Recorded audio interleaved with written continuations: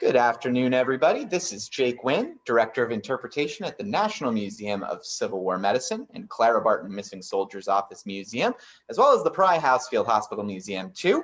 Coming at you for another one of our live programs here on our Facebook pages. I am joined today by somebody who has become a great friend of mine during this pandemic, Natalie Sweet from the Abraham Lincoln Library and Museum. How are you doing, Natalie? I'm doing great. Thanks for having me again, Jake. It's good to talk to you again while we're not both trapped in our houses.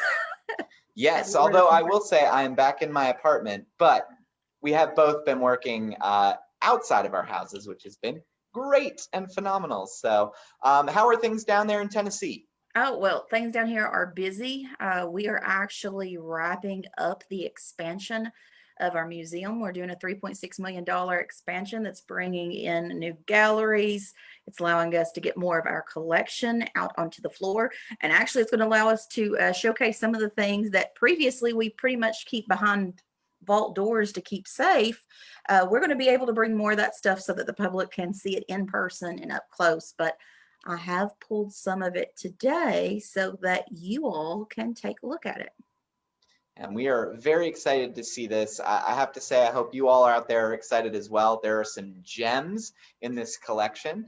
If Natalie and I's conversations seem familiar to you, you might remember back earlier in the pandemic, we did a series of videos relating kind of past to present in terms of dealing with the COVID pandemic and Civil War medicine. And we touched on some of the items in both of our collections. But we thought it would be great to come back around on this and really put the spotlight onto Natalie's work at the museum down there in Tennessee, and to focus on kind of some of the really cool Civil War medical history that they have tied up in their collection. As mentioned before, Natalie is the Program and Education Coordinator at the Abraham Lincoln Library and Museum, which is located at Lincoln Memorial University in Harrogate, Tennessee. And what we are going to do today is kind of take an in-depth look at some of the items in her collection down there in Tennessee. Before we do that, those of you who have watched our live programs in the past, you know the drill here. We've been doing these videos going back to March several times a week here on Facebook Live. We ultimately upload these videos to YouTube as well. If you do enjoy these videos and enjoy the work that the National Museum of Civil War Medicine does, you can support us by becoming a member, by becoming a donor. You can go to civilwarmed.org/support. You can find out how you can help us continue this work and continue to further our mission, which is to tell the story of Civil War medical history and also to draw the line between the past and to the present. Hence why Natalie and I were doing videos earlier this year, drawing that direct line. If you are enjoying these kinds of programs, you can help to support us. We have been open to the public, which is really exciting. At the museum in Frederick, we've been open since late June, and you can come in and visit us on Fridays, Saturdays, and Sundays. You can just walk right in our normal hours. And if you would like to make a reservation, you can do that as well. And you can tour Monday through Thursday and essentially have the museum to yourself. You can check out the information about visiting the museum at civilwarmed.org. I will say this is going to be the first time I'm publicly announcing this. I'm really excited about this. Down here in Washington, D.C., for the first time, we are going to be opening up the Missing Soldiers Office for the first time since March for appointments starting on September 16th. So keep an eye out on our website and on our social media. We'll be updating with information about how you can reserve a tour time at the Clara Barton Missing Soldiers Office Museum. I am super excited. I'm stationed at that site. I'm really glad to be able to welcome visitors back to the museum. All right, so enough of Jake talking. Let's turn it over to Natalie. You can take it away. Let's go for an adventure through your collections. All right, so to help everybody better see our materials, I am going to bring up our PowerPoint.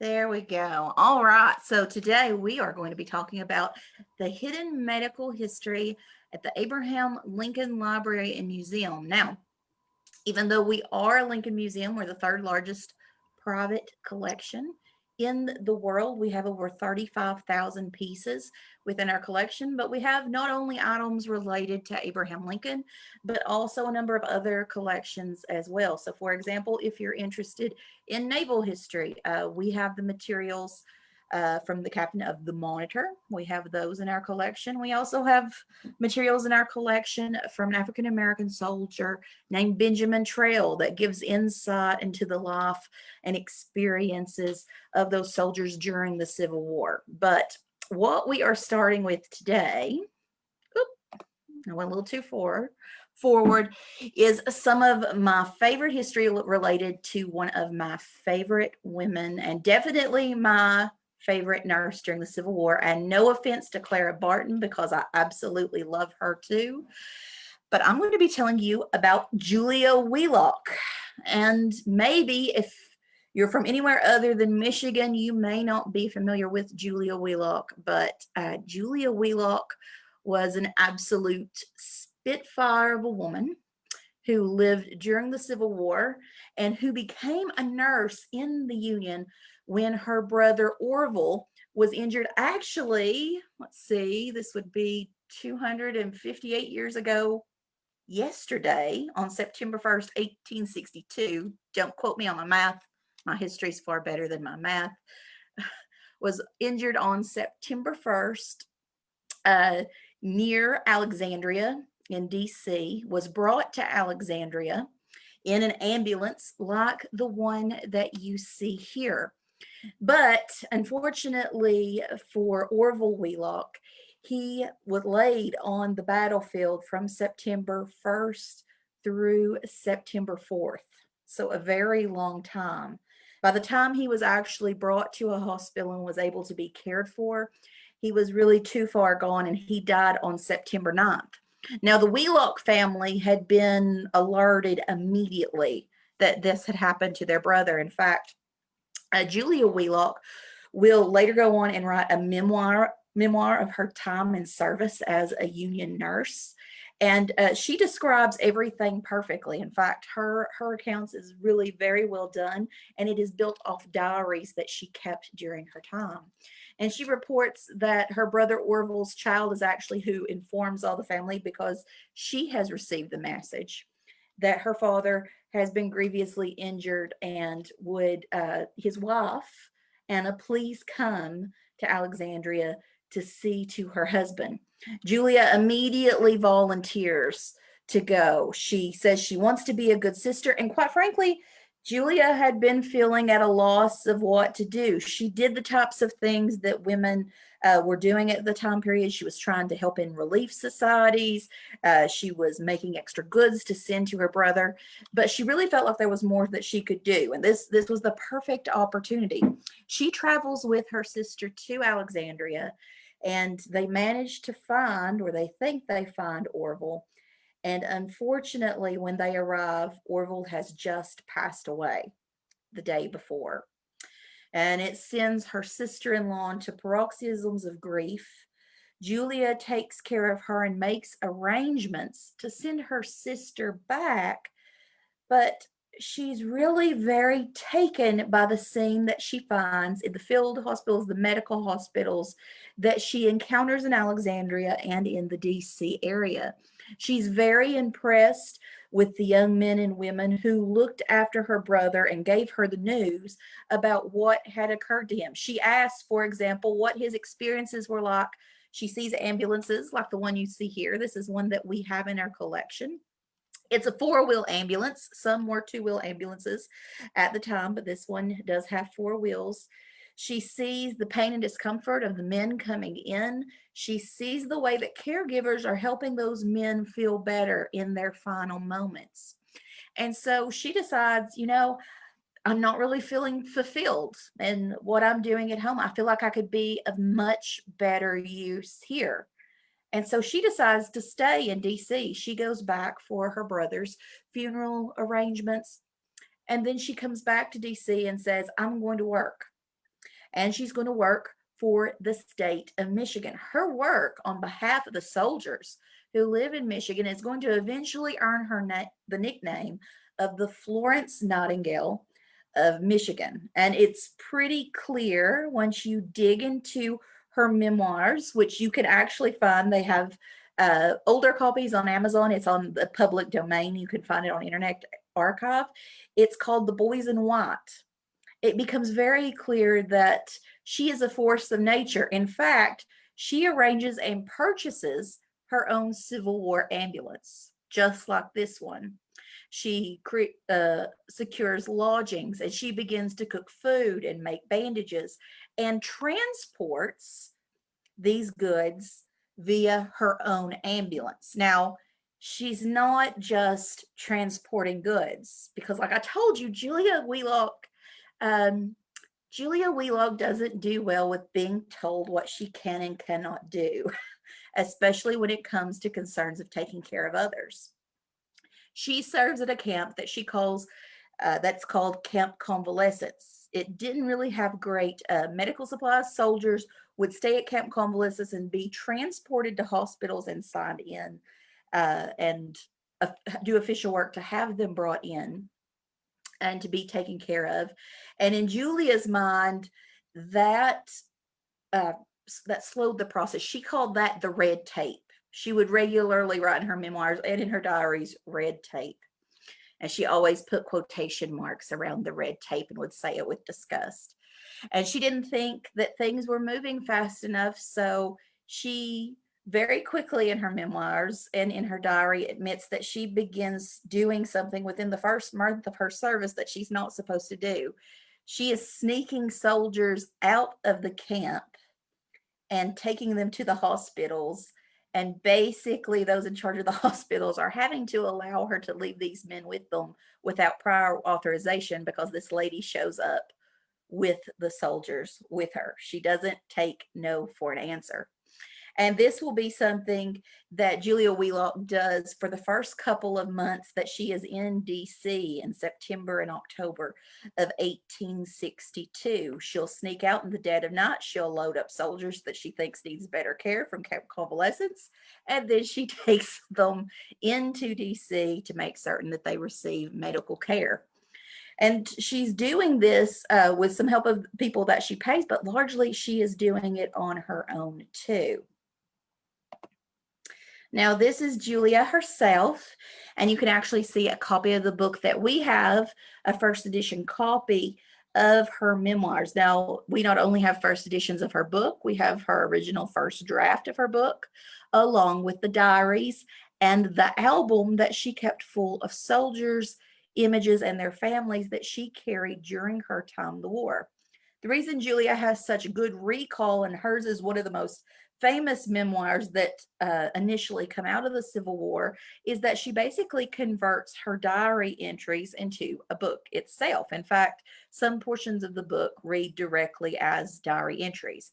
She edits out parts where she basically repeats material, saying things, delivered apple pies today. If that keeps getting repetitive, she cuts that out. But she makes certain that she keeps the story going. And like I said, this lady is a force of nature. She's going to make certain that these soldiers are taken care of, and she doesn't take no for an answer. She also is very good at securing letters that give her access to different hospitals to make certain that she's able to take care of soldiers on behalf of the Michigan Relief Society.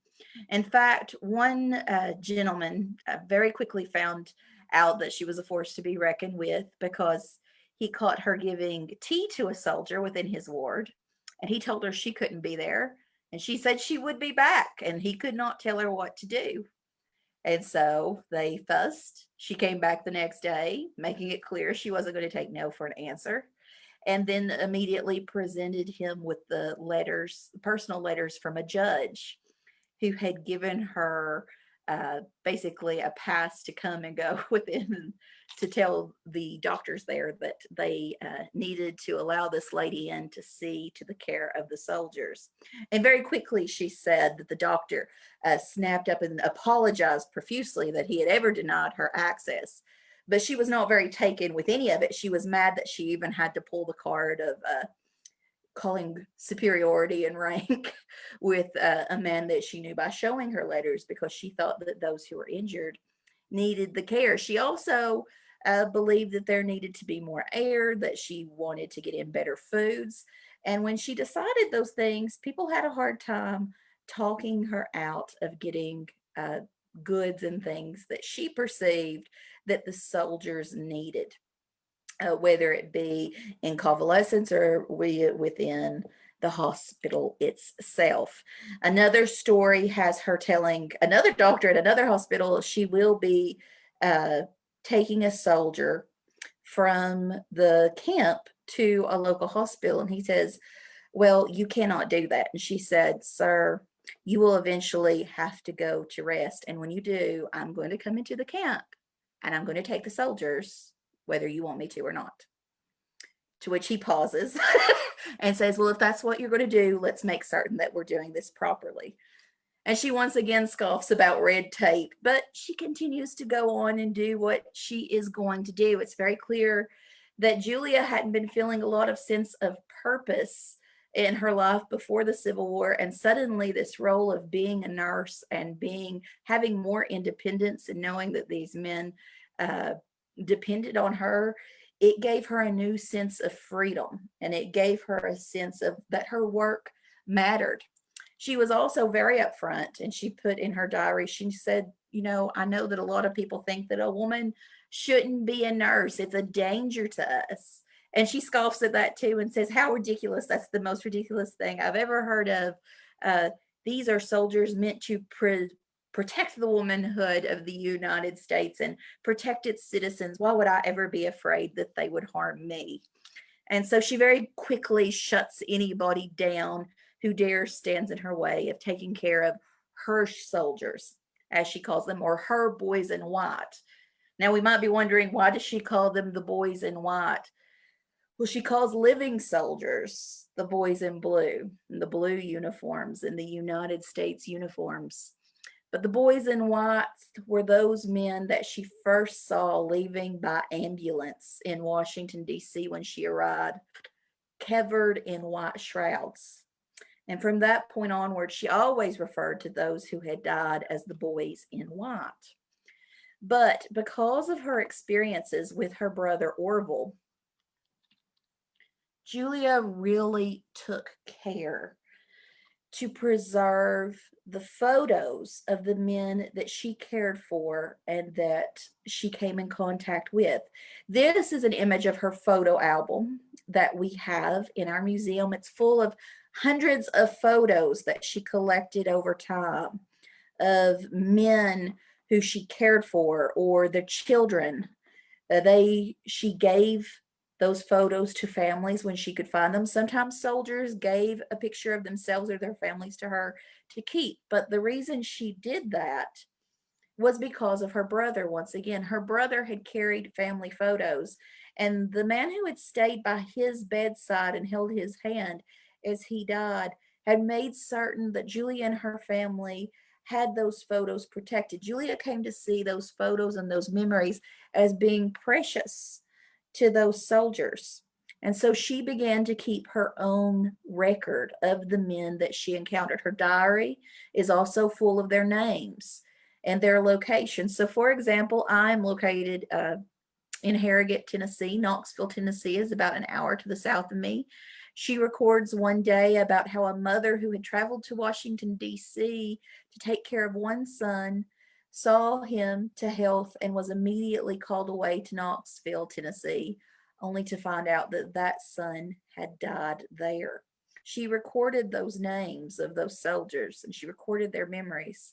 So if you look at the picture of the children that you see on the left, she took care to note whose children that was, the soldier's name, so that if she could track down that family, she would do so.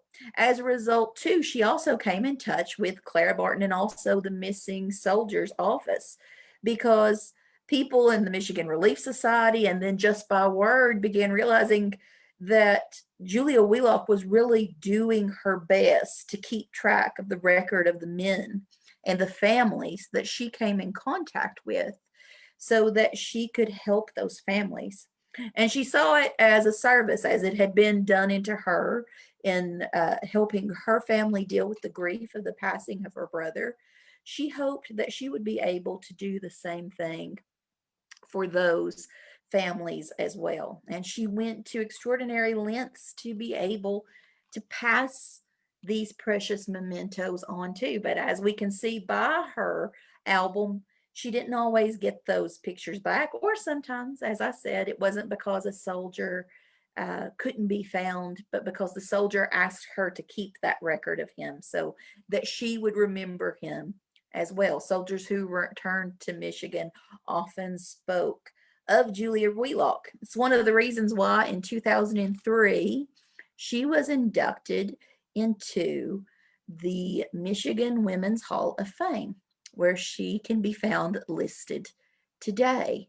Now, in DC, Julia Wheelock had the opportunity to meet Clara Barton. She got to know her. She got to know women who worked for other aid societies. For example, in her memoirs and her diaries, she often speaks of talking to a lady who was funded by the New York Aid and Relief Society. And it was very clear from her memoirs, too, that there was a perception that certain relief societies were a little more organized and perhaps a little better funded than others. And it becomes clear that Michigan and New York were really assisting one another, largely because of the friendships that these two women had made. They coordinate with each other's, for example, for the 1862 Thanksgiving dinner that they provided. We also know that Julia met Abraham Lincoln. In fact, was with Lincoln and Andrew Johnson on New Year's Eve, 1862, the day before Abraham Lincoln signed his Emancipation Proclamation. And Julia, as always, as I've said here before, she was a Spitfire. And upon recounting her 1862 with Johnson and Lincoln, she couldn't help but note that Johnson had been very firm about not having mercy and stomping out the evils of the Southern planter aristocracy. But in 1870, his tune had certainly changed. So she wasn't above a good political jab every now and then either. Now, the Julia Wheelock materials are not the only ones that we have in our collection. One of the great things that we do with our education program is we have currently, and we just actually added on a new historical village to our museum that has cabins and helps portray life in Appalachia during the Civil War. And one of the things we talk about and utilize and have people do hands-on history for, and I believe this is something you will do too, Jake, with your museum, is that we actually are installing an herb garden so that we can then talk about medicines and plants and knowledge of the time period about how people used and thought about those plants. And one thing we really use is a book that's in our collection that's called Southern Fields and Forests. Now, this was a book written by a surgeon in the Confederate States Army named Francis Porter. He'd been a part of South Carolina's Holcomb Legion. He eventually traveled to the Naval Hospital at Norfolk, Virginia. And while he was there, the Surgeon General of the Confederacy, General Samuel Preston Moore, asked that Porter take time out to write this guide on how soldiers could forage and make use of local plants and how they could be used for medicinal and everyday purposes. Now, like I said, this was authorized in 1862, so the very same year that Julia Wheelock is active in Alexandria.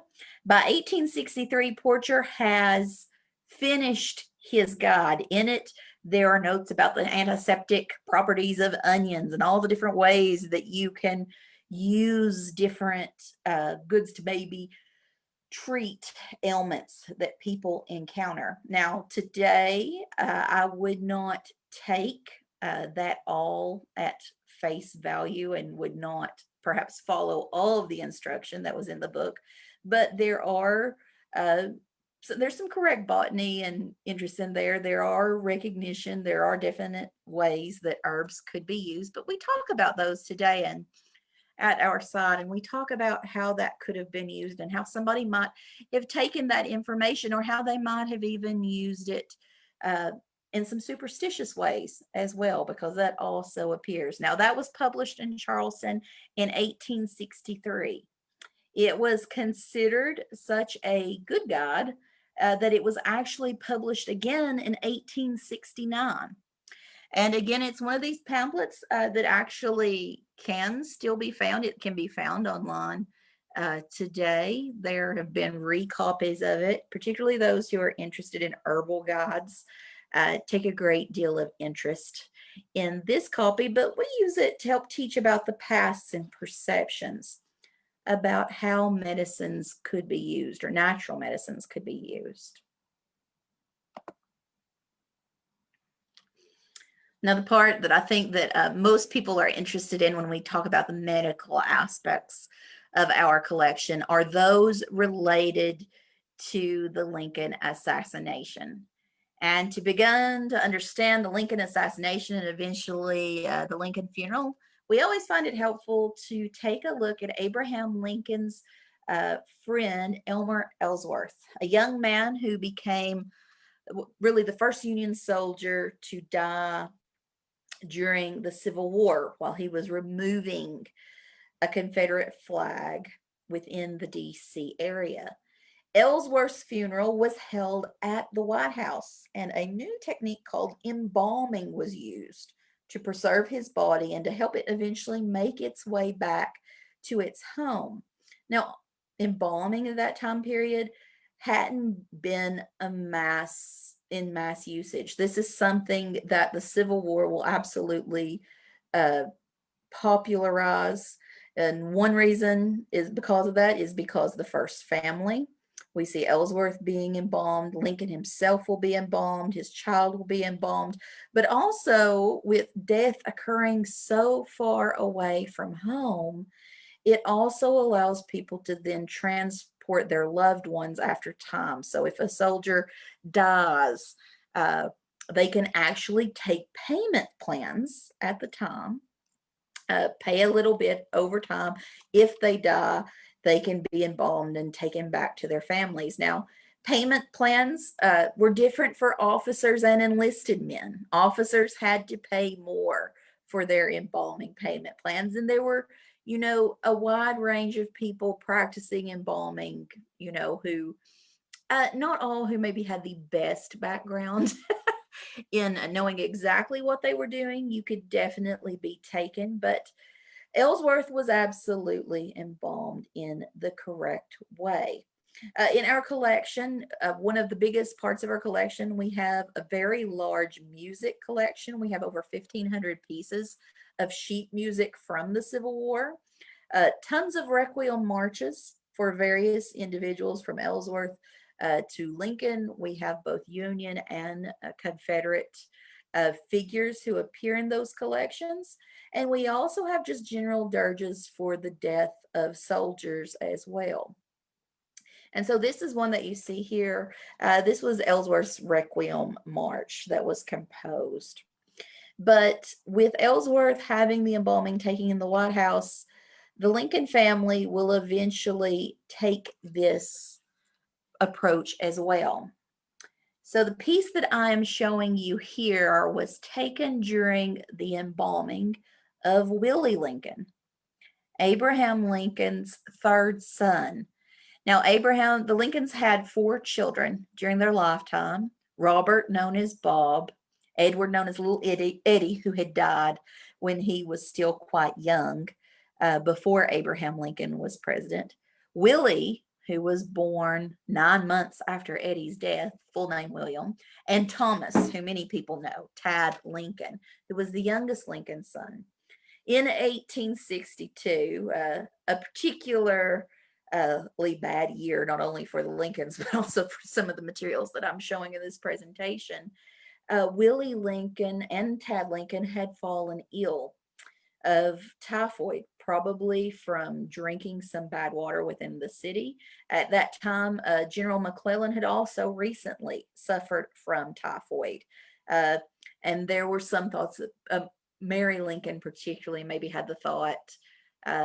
She carried a little more animosity because she thought McClellan was somehow uh, connected to it, because the boys would see McClellan and maybe somehow there was a connection between the fact that they'd all had it around the same time. But the reality was sanitation practices, the water supply, with the mass of people, the soldiers moving in and out of the city.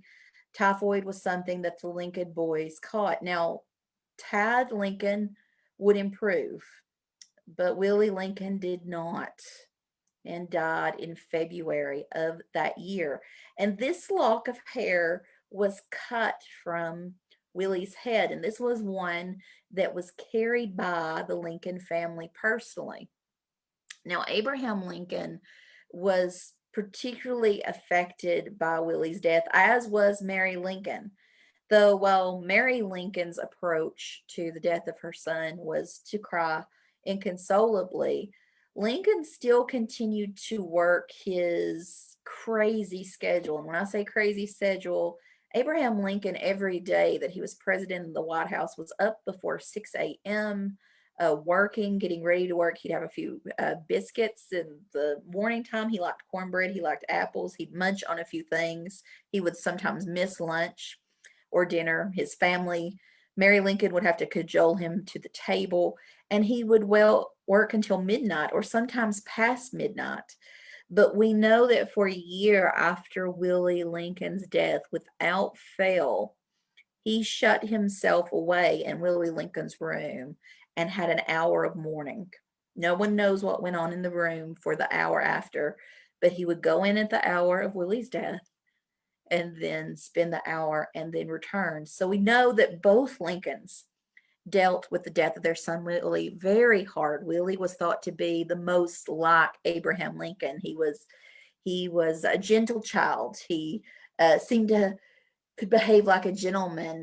When Napoleon visited D.C., it is said that Willie Lincoln saw him going by, and when Napoleon gave a little bow, he pulled himself up to his full height and did a very proper bow back to him. And people saw great potential for this child. So the loss of Willie Lincoln was a very strong one for the Lincolns as a whole. And of course, Tad Lincoln was inconsolable as well. He basically lost his best friend. And not only that, the Taft children, who had lived nearby in D.C., had played with the Lincoln children regularly, but Mary Lincoln was so sad at the death of this middle child that when he died, she couldn't stand to see the children. And so they kind of went away, and Tad lost all of his close friends all in one fell swoop, one to death and three others to sorrow as well. Now, it's interesting that we bring in the Taft children here because one of their older siblings was actually present at the assassination of Abraham Lincoln, which is where we will get into here. These are some of our Volk life masks and hand masks. I would have brought one in, but I'm really not allowed to. But I would love to just help you all to understand that with the cast of Lincoln's hands that you see here, if you see my hand, that fist is the entire size of my hand.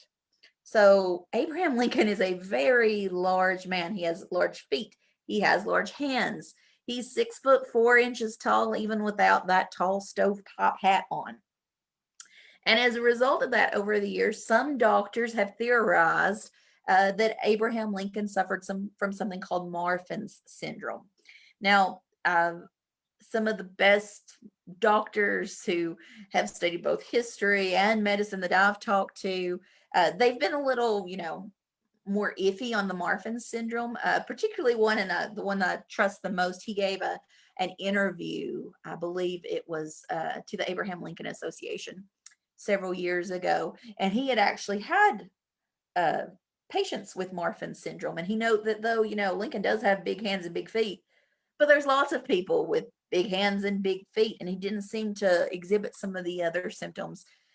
based on the historical record. Of course, it's very hard to diagnose anyone in the past based with our current medical knowledge and by descriptions in the past, that it didn't seem that he was suffering from more of the more acute physical signs that we would have seen.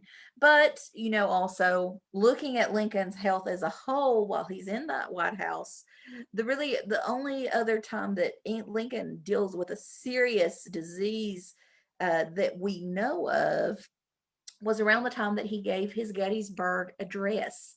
And that was in 1863, and he came down with Balroid, or as we would call it, smallpox today, that he came probably down with a mild form of it.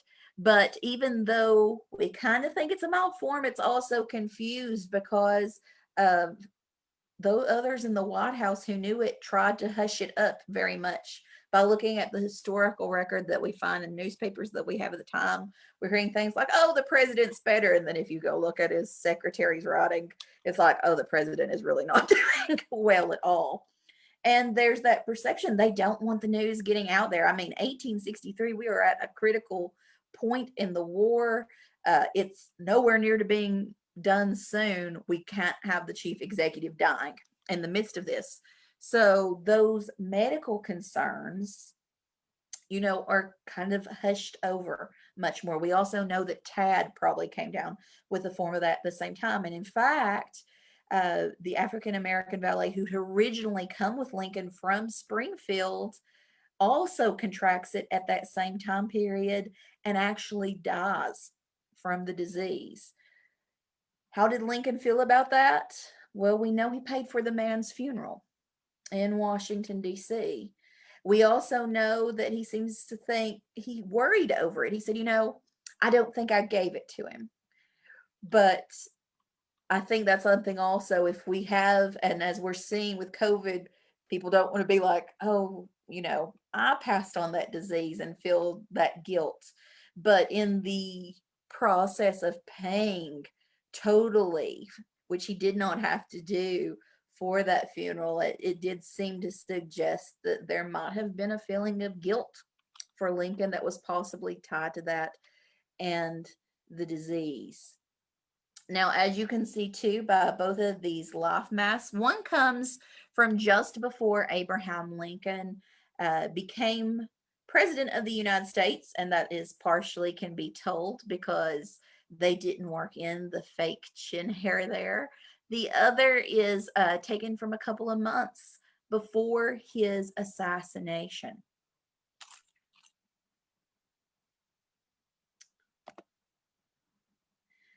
And I do have some assassination relics for you. So this is a piece of hair that you can see within the image of Lincoln that was taken during his autopsy in April 1865. Now, if you are following the news right now, you probably have heard that there is a piece of hair from the autopsy that's currently up on the market, and it is actually tied to this piece of hair as well. So what do I mean by that? Well, it's both tied to Mary Lincoln's cousin, L.B. Todd, a doctor who happened to be present in Washington, D.C., visiting the Lincolns at the time of the assassination, and thus was invited to attend the autopsy of Abraham Lincoln. Now, this is a piece of hair that he personally cut and that we have in our collection. The other piece of hair that's up for auction was a piece of hair that someone else cut while there to give to Todd. It is remarkable that Abraham Lincoln had any hair left on his head to go traveling about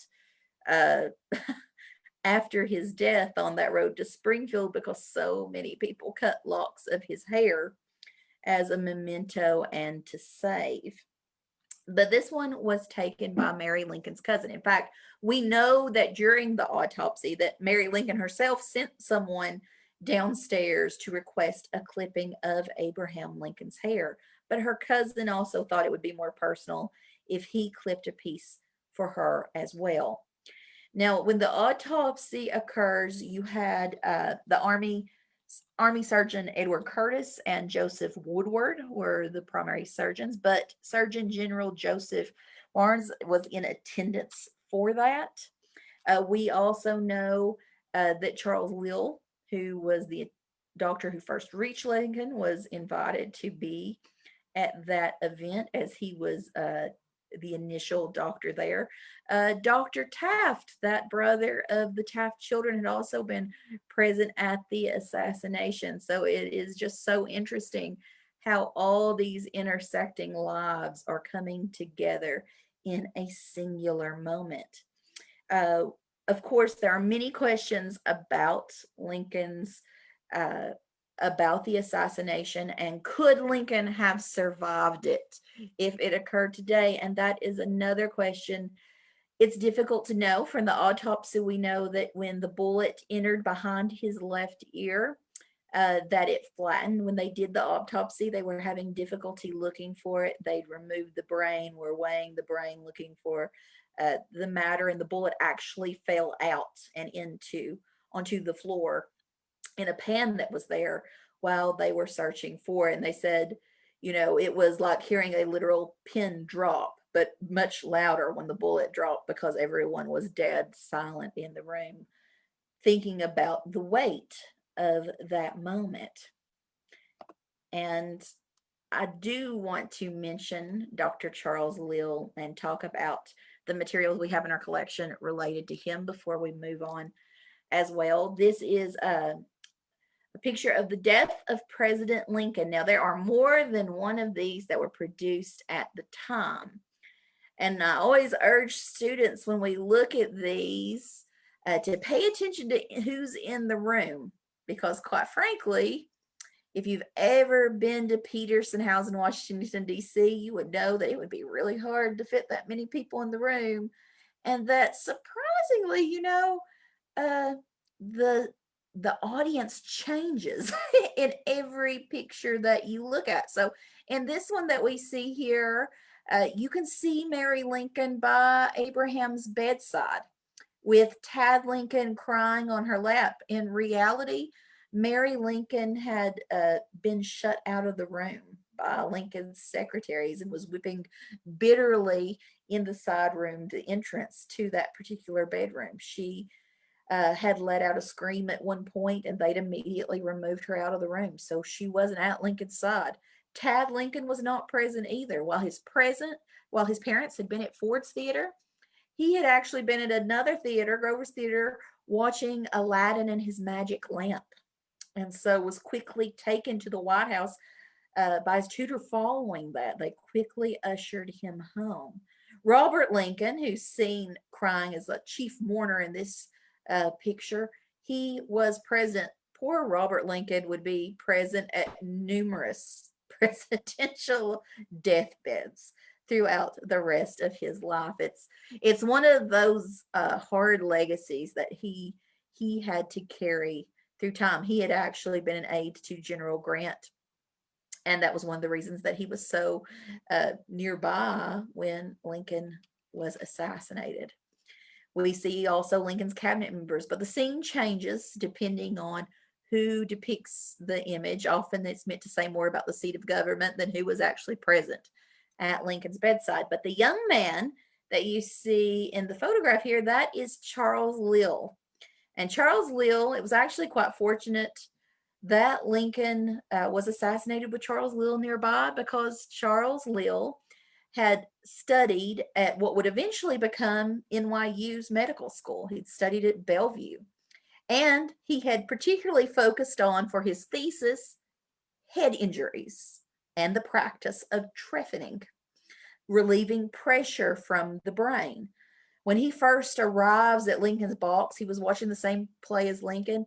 Lill quickly moves into action. He thinks the president has maybe been shot in the back or the chest. He's searching for an injury and realizes there's a clot of blood. The president isn't breathing, and he removes that. Now, some people theorize today that moving around the brain matter hastened Lincoln's death. it probably would not have mattered either way. The direction and the location meant that the president was going to die, and Lil very quickly presumes that it is a mortal wound. It is going to kill him. As the first doctor there, he is given the honor of staying with the patient throughout the entire time. So even though he's not the Surgeon General or anyone like this, because he's the first attending there, he remains throughout the scene, checking the president's pulse as the night goes on. Abraham Lincoln doesn't die the night of April 14th, 1865. He dies the next morning in the early hours around 7 a.m., 7:05. And so when that happens, Lil has become a part of history. Now, later on, Charles Lil would join something called the Military Order of the Loyal Legions of the United States, which is quite a mouthful. But here at the Abraham Lincoln Library Museum, we actually keep part of the records of the Military Order of the Loyal Legions of the United States, particularly the Ohio branch of that institution. And this was a veterans organization who were officers during the Civil War. So you can belong to Mollis or Dallas if you are a daughter and want to join Mollis and have an ancestor who fought during the Civil War. But Charles Lil eventually does join that, and he gives the 1909 speech on the centennial of Lincoln's birthday. Every year, Mollis does a speech, and they also now help facilitate the placing of a wreath on Lincoln's grave every year, or not on the grave, on the Lincoln Memorial in Washington, D.C. And in this account, Lil, which is in our collection, we have his typed up speech, which for the longest time, he described how he treated the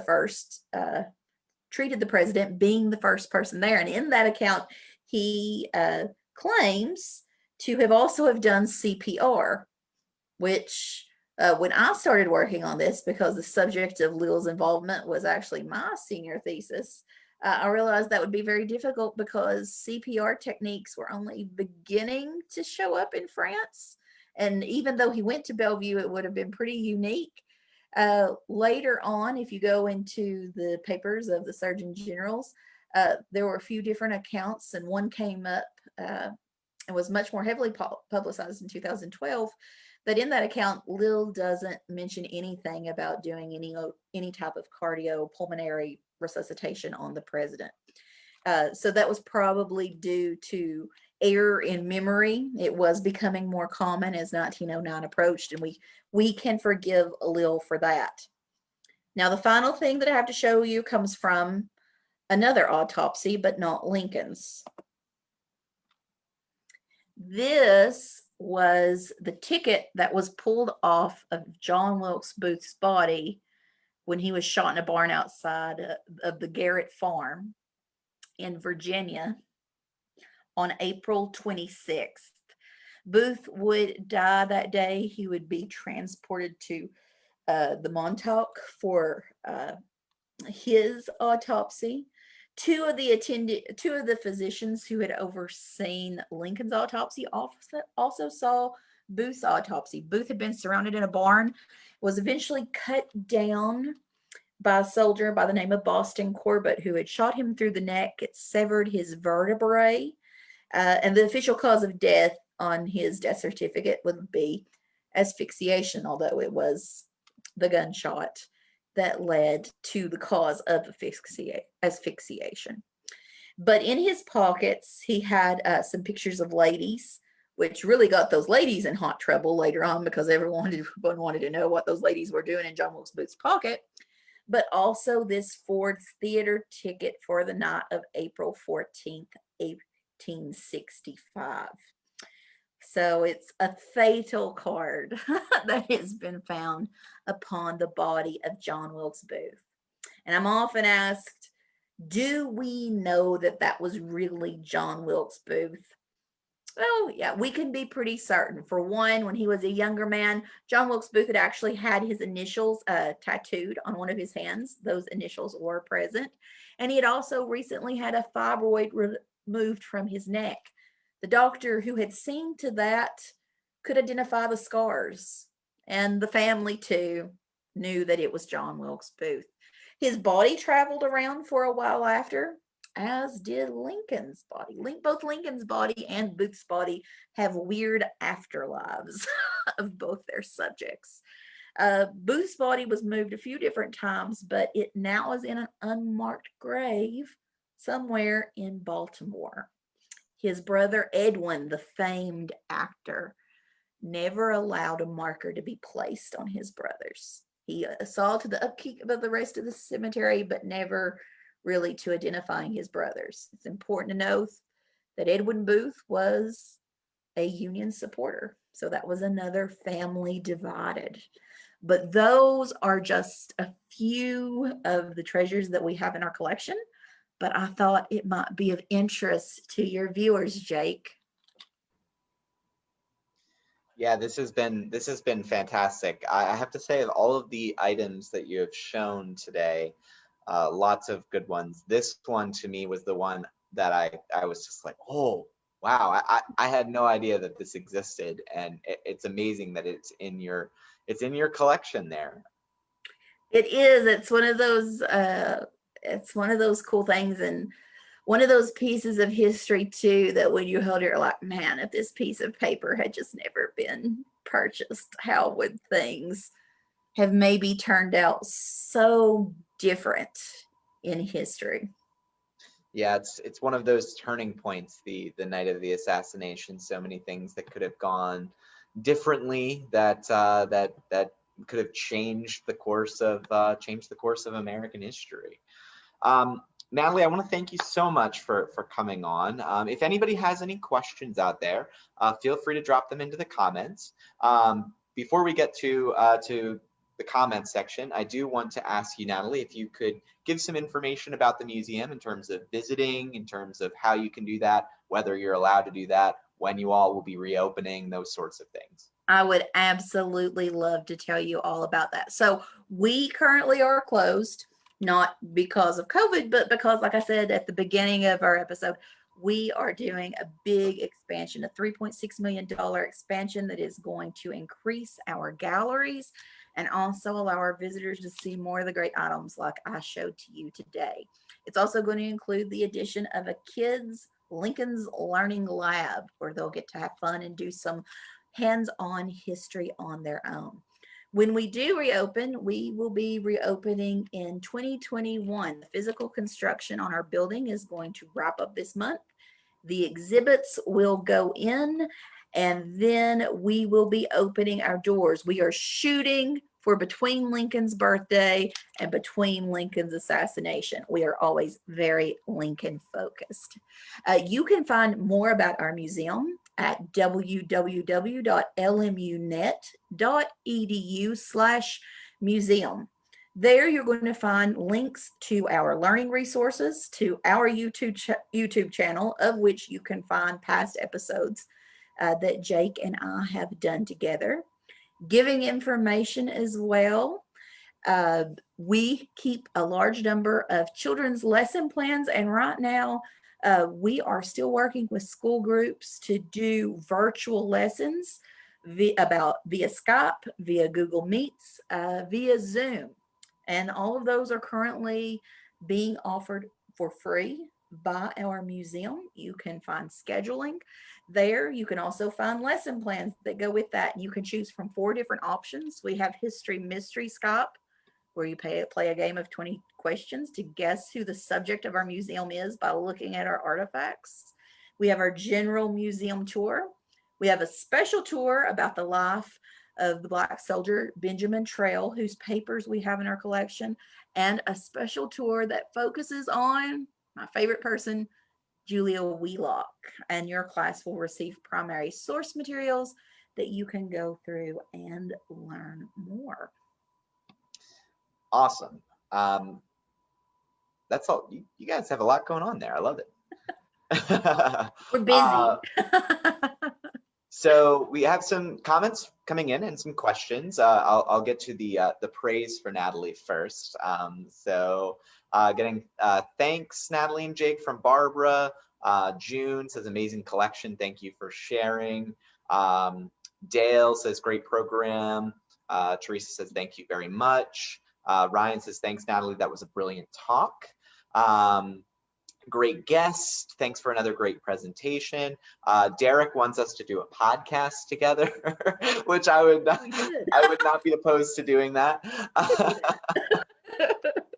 And I have another one here. Oh, this one from Ryan, and I always appreciate Ryan's comments here. Always brings some humor to things. When the picture of Charles Leal, he said that photo made him Google when was the comb over invented. Oh, I love it, and I also have to use a little bit of that myself to try to cover up some of my own hair loss going on. But Jackie has some great questions here, so I'm gonna go to the first one she asked. Thank you so much for asking these, Jackie. And she asked, how did the theater ticket make its way into your museum? Okay, so to go into how we received, okay, so like all museums, we do peruse and hunt down materials as well. But because of the unique backstory of our university and our museum, I guess I'm going to have to tell you a little bit about how we were founded. Our museum came into being in 1977, the physical building, but we've actually been around as a collection since the 1920s, only a few years after our university was founded. Now, what many of you may not know is that much like West Virginia, East Tennessee attempted to leave Tennessee. There were a lot of Union supporters during the Civil War in this particular area where we are. Our founder is Oliver Otis Howard, the gentleman who also founded Howard University in Washington, D.C. And it was founded by both Union veterans and Confederate veterans. They formed the first board of the university. And there was a strong interest in preserving the memory of Abraham Lincoln. So various professors and presidents, when they came in, they began to actively collect Lincolniana. And we really see that in the 1920s and 1930s. With our Hall of Holography. This is something we're actually going to be bringing back soon. In the 1930s, one of our professors actually wrote to all of the major world leaders and significant leading figures to ask them their thoughts on Abraham Lincoln, which is why we have Amelia Earhart's thoughts on Abraham Lincoln and Mahatma Gandhi's thoughts on Abraham Lincoln. So there was a very active effort. And particularly in the 1930s and 1940s, we see a major effort to collect that Lincolniana by one of our professors. And that is actually when that ticket came into our collection. It was also around the same time that they brought in the Thomas Lincoln cupboard. So there are only so many cupboards still in existence that Abraham Lincoln's Thomas created. We have that. That was also the time period that we acquired the only known photograph of Thomas Lincoln as well. So that is also in our collection. But the reason all these materials were sought for and collected at that time period is that the administration of the university really saw its Lincoln collection as a potential attractor for people to come to the university, that it could offer a world-class collection in memorial to this man. Now, that also ended up connecting the university to some United States presidents. Theodore Roosevelt gave some of large funds to the university. Herbert Hoover came and gave a speech to the university in the 1930s. Maybe not the best time to have been doing so. And the Lincoln family itself donated a large deal of materials. So for example, too, we have the Lincoln family tea set from Springfield. It was gifted to us by Abraham Lincoln's last living direct descendant, Robert Todd Lincoln Beckwith. Long name.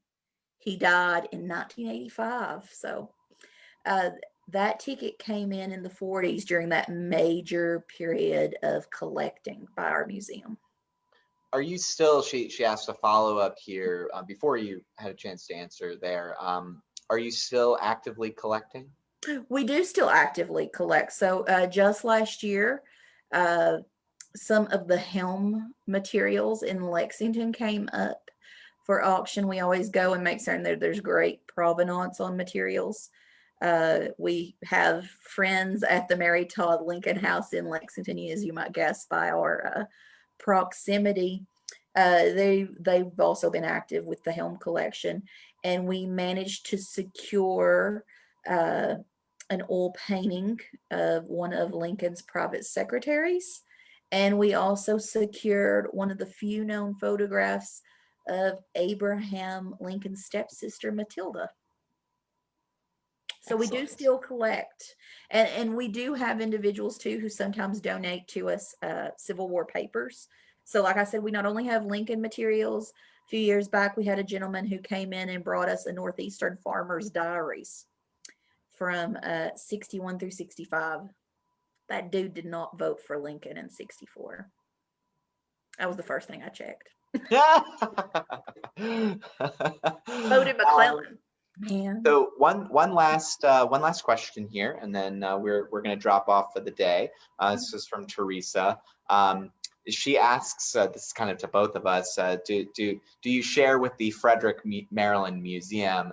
We haven't shared anything that I know of from our collections, no loans or anything, but we have been doing these digital programs since March, and I am really excited to be able to do this video today with you, Natalie, as well as the previous videos. And I really hope that we can probably find ways to collaborate, maybe a podcast in the future. What do you think? I think so. I think we should definitely pursue the podcast idea. I know that there's some other folks in our position at other institutions who have also expressed similar interests in doing some kind of podcast together. So Derek, I think your idea might have some legs in the future. That's going to conclude it for today's program. Thank you so much, Natalie, for coming on. And we have one last quick question. I don't know the answer to this. Maybe you do. Where is Lincoln's brain? Where is Lincoln's brain? Okay, so Lincoln's was embalmed. Everything's put back in. There are parts of brain matter, and the bullet is at the National Medical and Sciences Museum. Isn't that correct? National Museum of Health and Medicine. Yes, that's it. I'm going to make sure I say it right. They also have Booth's spine up there. Yeah, they've got some interesting stuff. That's that would be a fun. I've never visited, but I know they have it, and it's like on my list. It's a very cool institution, and that is one, going back to the previous question, that is one at the National Museum of Civil War Medicine. We do have loans from that institution at the museum, including some bone specimens that were collected from soldiers during the war, demonstrating different kind of injuries, as well as the surgical amputations that were performed during the conflict. So for those of you who may have tuned in just for the end of this video will be here. This video will be here on Facebook. It's also going to go up on YouTube eventually. We got kind of cut off, but Natalie, thanks for being here. You rock. Always glad to have you on, and your presentation was incredible today. I love doing these talks. Thanks so much for having me. Podcast. Yes. Coming up. Podcast. And for those of you who have watched today, thank you so much for tuning in. You guys are great. Yeah, thank you all. Supporting the museum. Thanks for all you do for us. For those of you who have donated over the past couple of months, who've become members, thank you all so much. If you haven't done that yet, consider becoming a member or a donor for the National Museum of Civil War Medicine. It gets you lots of cool perks, including now that we're open, you can come and visit all of our museums for free. And you can find information about that in the comments section, or you can go to civilwarmed.org. We will be back with a pre-recorded video on Friday with our good friend Mark Quatrick talking about trauma care in the the Army, in the Union Army during the Civil War. That'll be on Friday afternoon. And I will be back for a live video next Friday with my colleague, Rich Condon, a good friend of mine, and we will be talking about the Pittsburgh Sanitary Fair. That's going to be on September 11th. You can find information about all of our events at civilwarmed.org. Thank you all so much. And this is Jake and Natalie signing off. We hope you all have a great day. Thanks, everyone.